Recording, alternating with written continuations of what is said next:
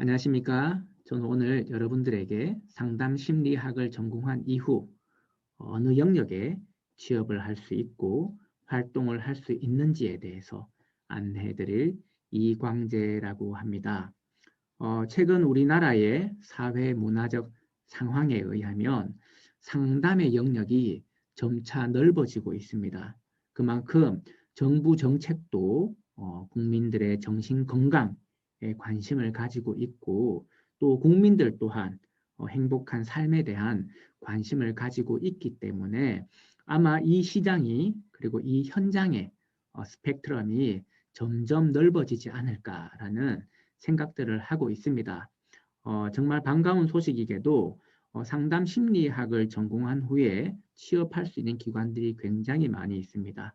오늘 이 시간에는 여러분들에게 여러분들이 상담을 전공한 이후 어느 기관에 취업을 할 수 있는지에 대해서 간략하게 설명을 해드리고자 합니다.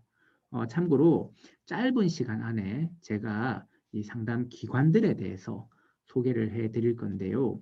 제가 아는 기관들이 모든 상담 기관들은 아닙니다. 저도 이제 현장에 있으면서 극히 일부 기관들에 대해서 이해를 하고 있는 수준이고 여러분들의 필요에 따라 얼마든지 다른 또 직업 현장을 알아볼 수 있기 때문에 이것은 뭐 요즘 인터넷을 검색해도 쉽게 나오겠죠. 저는 제가 아는 선에서 여러분들에게 상담을 전공한 후에 이런 기관에 취업을 할 수 있습니다. 라는 정도를 알려드리도록 하겠습니다. 자, 그러면 바로 본론으로 들어가 보겠습니다. 상담과 관련해서는 현재 우리나라 여성가족부에서 가장 많은 센터와 사업들을 운영하고 있습니다.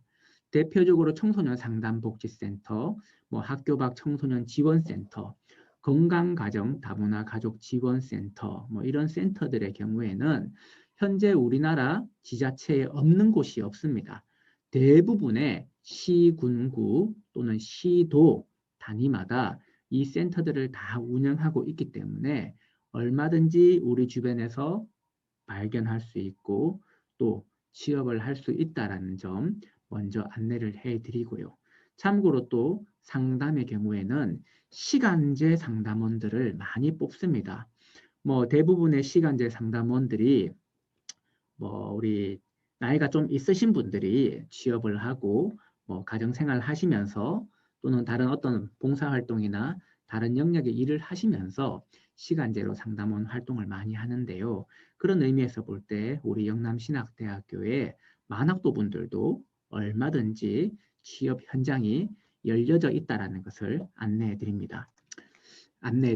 각 기관에 대해서 아주 짧게 설명해 드리자면 청소년 상담복지센터의 경우에는 청소년의 상담과 청소년의 복지를 위해서 주로 운영이 되고 있습니다. 실제로 상담복지센터이지만 제 개인적인 생각에 상담이 조금 더 무게중심을 조금 더 가지고 있고요. 그와 아울러서 복지의 역할도 하고 있다라고 생각을 하시면 됩니다. 위기 청소년들이 많이 찾는 기관이라고 생각하시면 좋을 듯 합니다. 그와 동시에 이제 학교 밖 청소년 지원센터도 있습니다. 학교 밖 청소년 지원센터의 경우에는 말 그대로 학교 밖에 있는 청소년들을 대상으로 검정고시나 취업 또는 건강검진 이런 것들과 관련해서 많은 지원들을 하고 있습니다.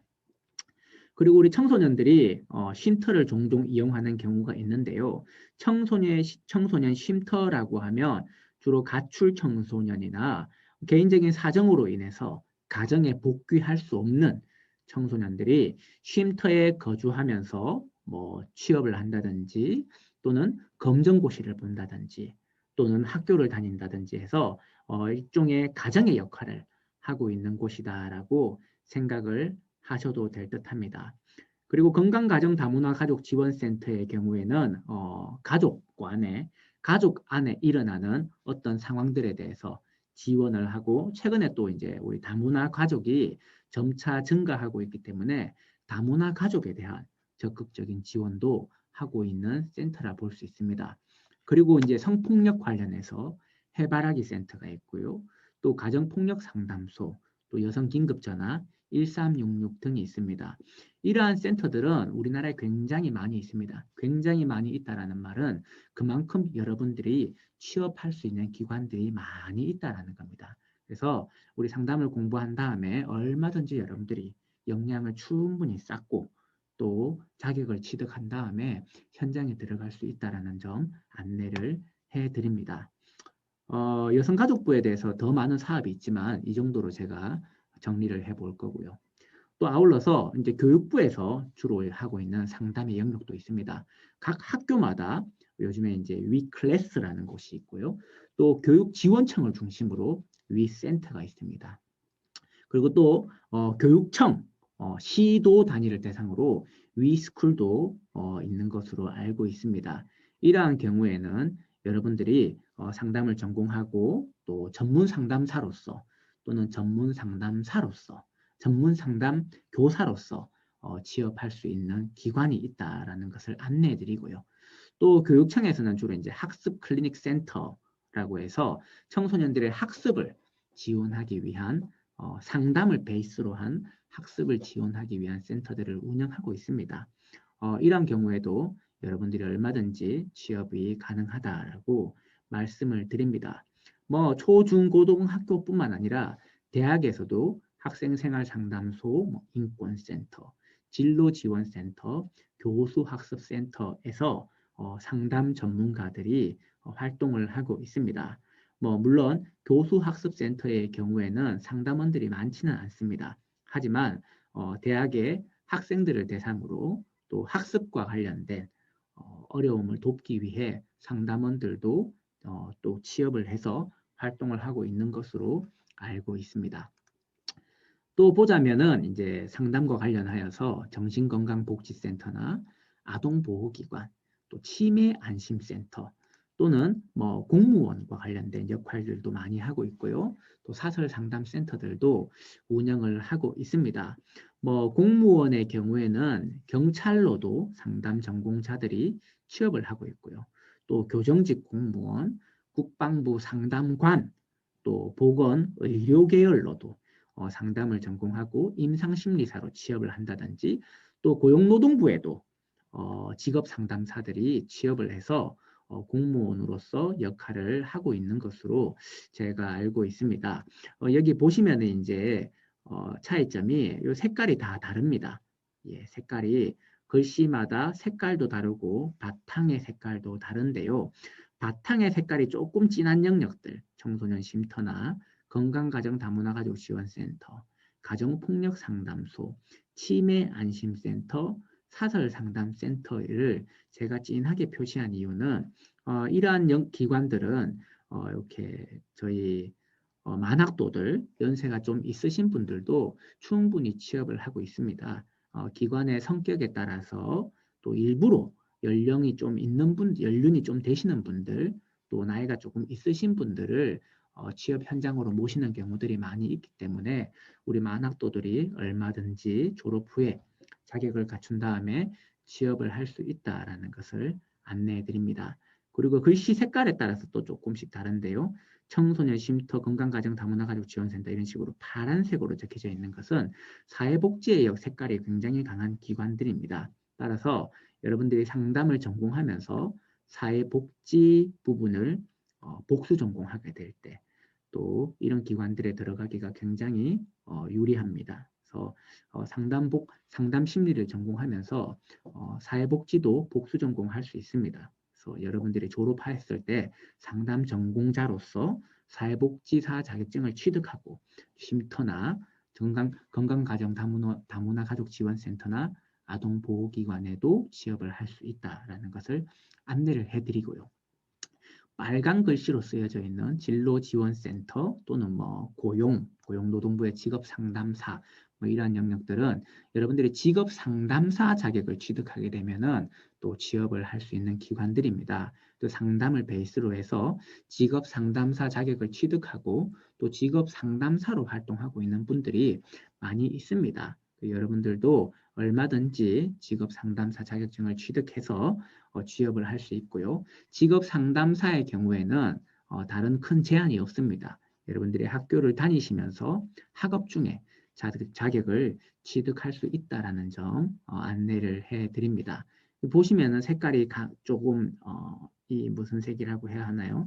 정신건강복지센터나 치매안심센터라는 기관들의 경우에는 또 임상심리사 자격을 취득하게 되면은 여러분들이 취업을 할 수 있습니다. 좀 정리해서 다시 한번 종합해서 말씀을 해드리자면 상담심리학과를 전공하면서 여러분들이 상담과 관련된 자격증을 취득할 수 있고요. 또 임상심리와 관련된 자격증을 취득할 수 있고 사회복지와 관련된 자격증을 취득을 할 수 있습니다. 그래서 이러한 자격증들이 다 있다라는 것, 이 국가 자격증을 취득하게 되면 취업을 할 수 있는 영역이 굉장히 넓어진다라는 것 참고해 주시면 좋을 것 같고요. 정신건강복지센터나 치매안심센터의 경우에는 최근에 굉장히 이제 각광을 받고 있는 기관들이기 때문에 여러분들이 영남신학대학교 상담심리학과를 졸업한 이후에 임상심리사 자격증을 취득하여서 취업을 한다면은 충분히 입사하기 좋은 입사가 가능한 기관이라고 말씀드리고 싶습니다. 이 외에도 정말 많은 상담의 기관들이 있습니다. 우리나라에 정말 많은 상담인들이 있습니다. 그만큼 우리나라가 상담인들을 많이 필요로 하고 있다는 뜻입니다.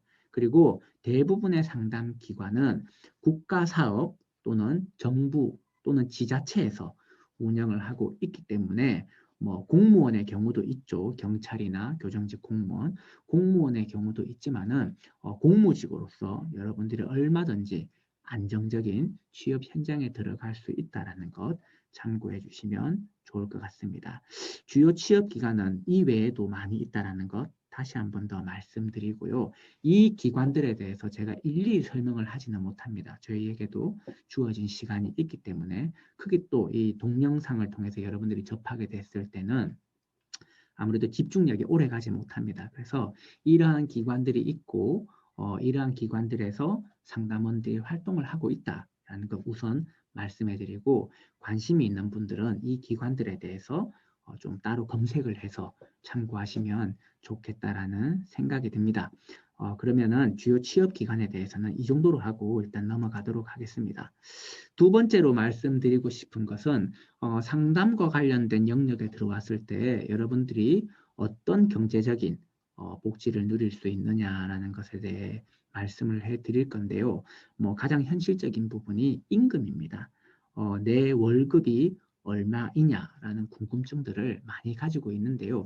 사실 이제 상담의 영역이 워낙 기관들이 많고 또 워낙 상담을 하시는 분들이 많이 있기 때문에 뭐 전문직으로서 뭐 아주 높은 임금을 받고 있지는 않습니다. 하지만 대부분 안정적인 직장이라는 것을 먼저 말씀드리고 그리고 상담의 영역에는 시간제 상담을 하시는 분들이 굉장히 많이 있습니다. 이게 상담의 특징 중에 하나인데요. 이러한 분들이 많이 있고 다시 한번 말씀드리지만 우리 만학도의 경우 또는 주부들의 경우에는 시간제로 뭐 10년, 20년도 롱런 할 수 있다는 것 제가 안내를 해드립니다. 여기 보시면은 주로 시간제의 경우에는 뭐 기관에 따라 다릅니다. 어느 기관에서 어떤 역할을 하느냐에 따라서 물론 시급 차이가 굉장히 많이 납니다. 하지만 일반적인 상담의 영역에서 시간제들은 보통 시급을 3만 원에서 7만 원 정도 받고 있다라고 이해하시면은 가장 뭐 편안한 어떤 기준점이 되지 않을까라는 생각이 들고요. 제가 밑에 이제 시간제는 겸직 가능이라고 적혀져 있는데 시간제의 경우에는 여러 개의 시간제를 할 수도 있습니다. 교육청에서 또는 교육지원청에서 시간제로 일을 하면서 또는 상담복지센터에서도 시간제로 일을 하면서 건강가정다문화가족지원센터에서도 시간제로 동시에 일할 수 있습니다. 뭐 저의 경우에도 개인적으로 시간제 1개부터 시작해서 시간제 2개도 했었고요. 시간제 3개, 4개씩 하면서 뭐 또 이렇게 상담자로서의 역량을 키워간 경험이 있기 때문에 여러분들 상황에 따라서 여러 개의 시간제 또는 한두 개의 시간제 할 수 있다라는 것 참고하시면 좋을 것 같고요. 상근직의 경우에는 아무래도 시간제로 하면서 상근직을 하는 것은 좀 힘들겠죠. 상근직이라고 하면은 주로 월, 화, 수, 목, 금 9시 출근, 6시 퇴근이라고 하는 거니까 거의 다른 직업을 또 겸직해서 가지는 것은 좀 힘들 거라는 생각이 듭니다. 하지만 많은 분들이 이제 상근직을 선호하죠. 그만큼 안정적이라는 생각이 들기 때문입니다. 상근직의 경우에도 마찬가지로 소속 기관과 또 어떤 직무를 수행하느냐에 따라서 초봉 차이가 꽤 많이 나고 있습니다. 어떤 기관에 따라서 초봉이 굉장히 높은 기관이 있고요. 또 어떤 기관에 따라서 초봉은 낮으나 해를 거듭할수록 정규직의 경우에 해를 거듭할수록 또 월급이 올라가는 그러한 기관들도 있습니다. 이거는 기관들마다 워낙 격차가 크기 때문에 제가 평균적으로 제 경험치로 말씀을 해드리자면 보통 상담의 경우 초봉은 한 200만 원에서 250만 원이 되지 않을까라는 조심스러운 추측을 해봅니다. 그래서 여러분들이 이 정도 월급을 받으면서 시작하는구나라고 참고하시면 좋을 것 같습니다.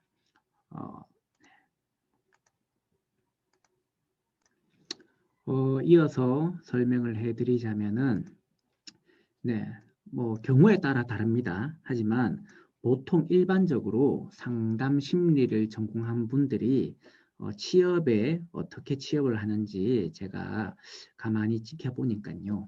대부분 시간제를 거쳐서 상근직으로 이직하는 것을 많이 보았습니다.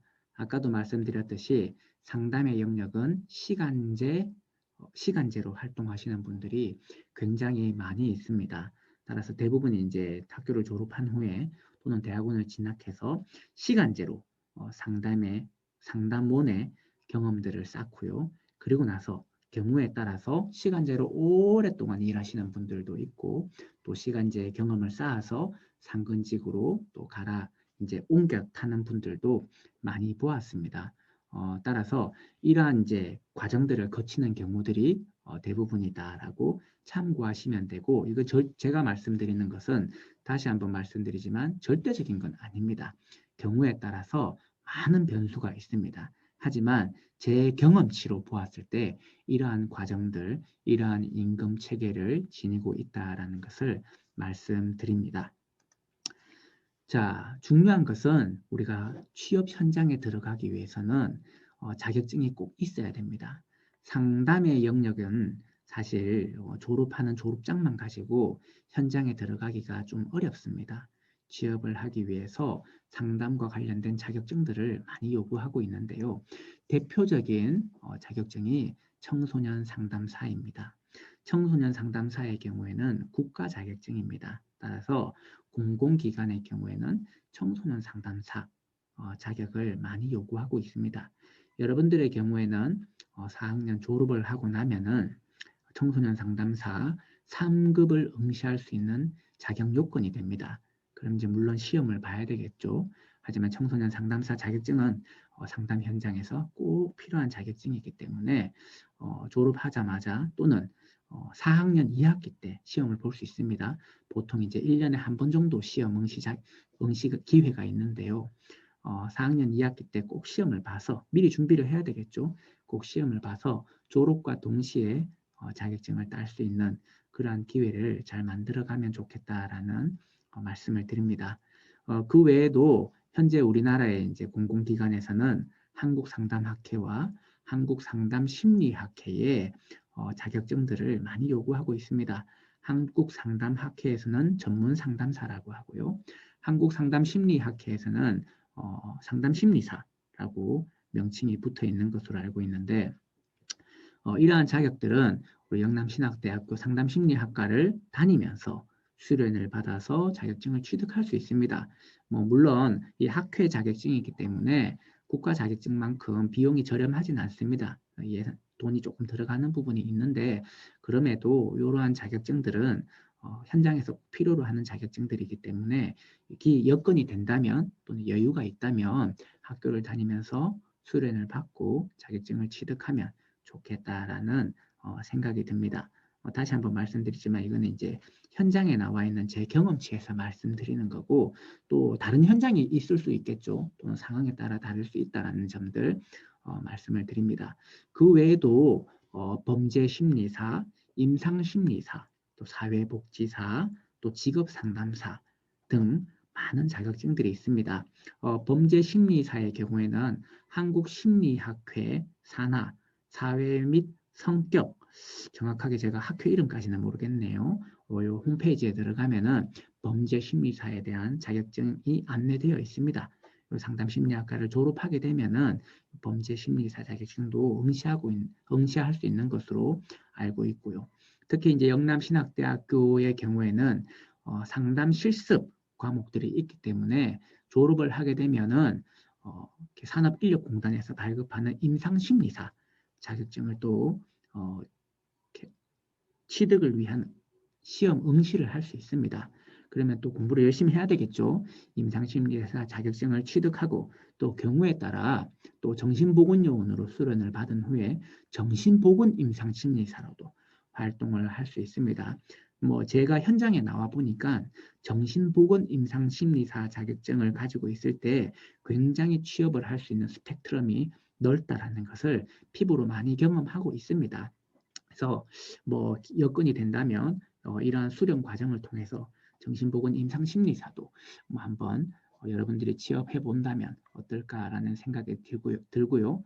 앞에서 말씀드렸듯이 우리 영남신학대학교 상담심리학과를 다니게 되면은 사회복지학, 사회복지사 또는 사회복지 전공을 복수 전공할 수 있는 것으로 알고 있습니다. 그래서 학교 다니면서 사회복지사 자격증을 취득할 수 있도록 같이 좀 준비를 하고 졸업하면 자동으로 사회복지사 자격증을 취득하고 또 공부 열심히 해서 청소년 상담사와 또 임상심리사 자격증을 취득한다면은 여러분들이 취업할 수 있는 기관들이 굉장히 넓어지지 않을까.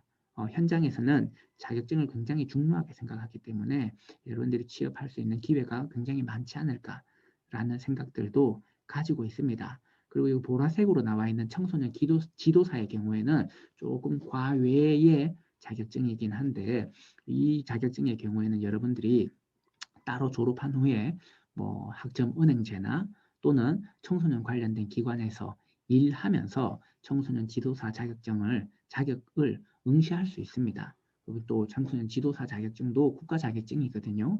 이러한 자격증을 발급받게 되면은 여러분들도 나중에 청소년 활동 전문가로서도 또 취업을 하고 또 직무를 수행할 수 있기 때문에 이것은 지금 고민할 필요는 없습니다. 하지만 졸업 후에는 또 이러한 자격증도 한번 준비해 보면 어떨까라는 생각들을 합니다.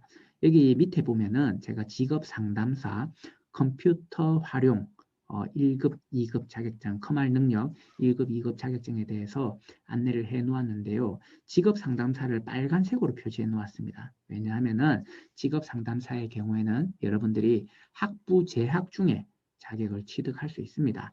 직업 상담사도 국가 자격증이거든요. 그래서 여러분들이 직업 현장에서 다시 말하면은 직업과 관련된 상담 현장에 들어가기 위해서는 직업 상담사 자격증이 꼭 필요합니다. 그리고 이러한 자격증들은 또 현장에서 많이 요구하고 있습니다. 그런 의미에서 학교를 다니면서 취득을 하는 것도 좋을 것 같고요. 개인적으로 바라는 것이 있다면은 제 욕심일 수도 있고 그렇지만 가장 이상적인 것은 여러분들이 학교를 다니면서 직업 상담사 자격증을 따고요. 요거는 이제 지금 바로 따실 수 있는 겁니다. 학교를 다니면서 직업 상담사 자격증을 따고요. 또 컴퓨터 활용 능력 자격증도 2급 정도는 미리 따 놓으면은 좋지 않을까. 그리고 학부 4학년이 되면은 청소년 상담사 3급 시험을 봐서 합격하면 좋겠고요.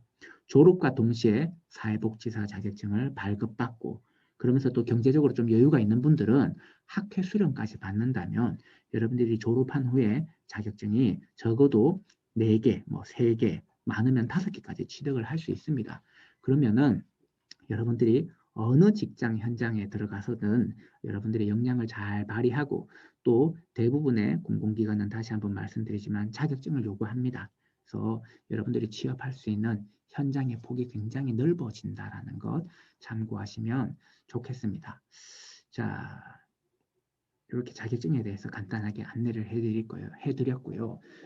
진학에 대해서 간단하게 설명해드리자면 뭐 학생들의 상황에 따라 다를 겁니다. 하지만 학부를 졸업하고 바로 상담 현장으로 들어가시는 분들이 있는 반면 또 대학원을 또 계획하고 있는 분들이 있을 겁니다. 개인적인 경우에는 또 우리 낮은 연령층의 학생들은 가능하면 대학원에 진학을 하라고 좀 안내를 해드립니다.